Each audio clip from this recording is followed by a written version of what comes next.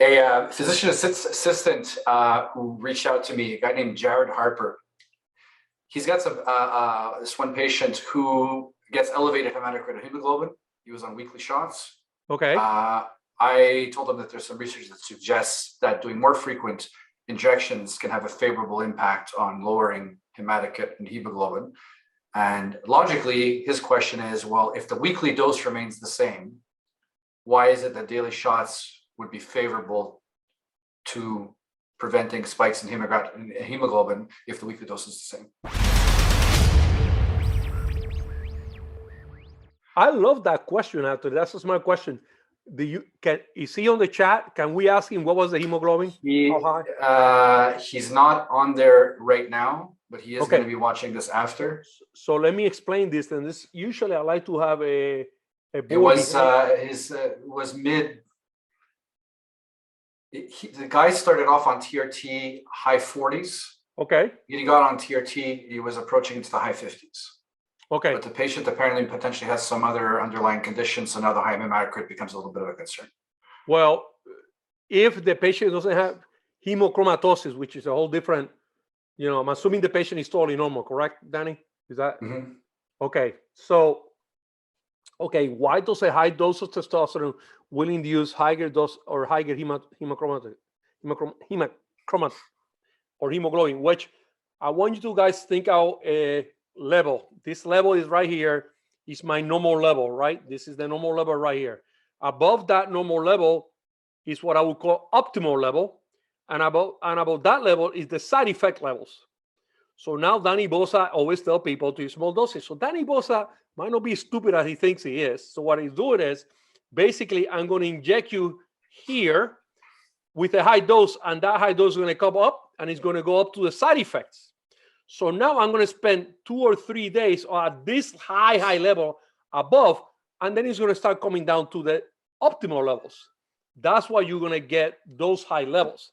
Now, smaller dosages then get you to the optimal level, and it doesn't go above the side effect levels.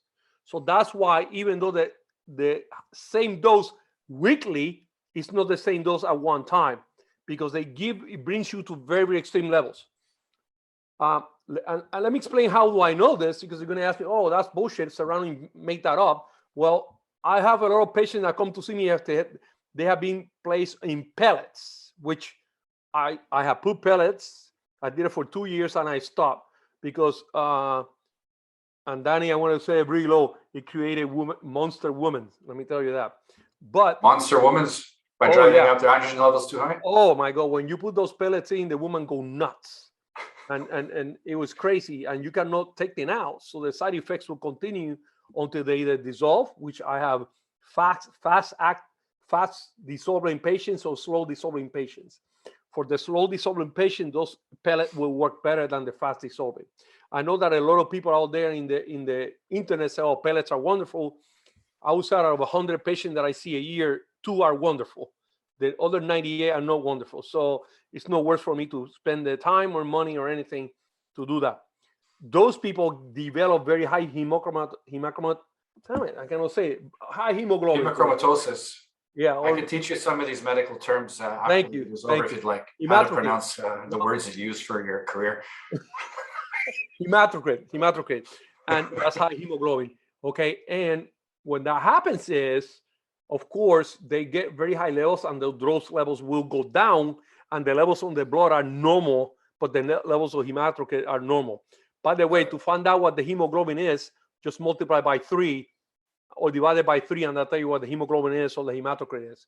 So you have a hemoglobin of 10, you multiply by 3, that tells you that the hematocrit is 30. So for those guys out there, and I just taught Danny something new. What? Not too bad. Not too bad. You still got it. Okay. Also, wait a second. I want to teach you one more thing. A lot of people come with hemoglobin A1C to my office that, oh my God, is 5.7 or 7 or 8. And hemoglobin A1C doesn't really tell you what the patient has, right? You have no idea what the sugars are. So for you guys out there, write down this formula.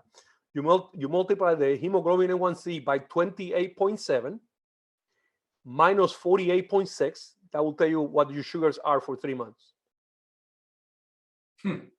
Okay. I just want to give you some points out there. Go ahead. What's your next question, sir? Okay. I hope that answered that question. Absolutely. Absolutely. Mizumi is the #1 product for acne problems on TRT. Check out the products using the link in the description under this video.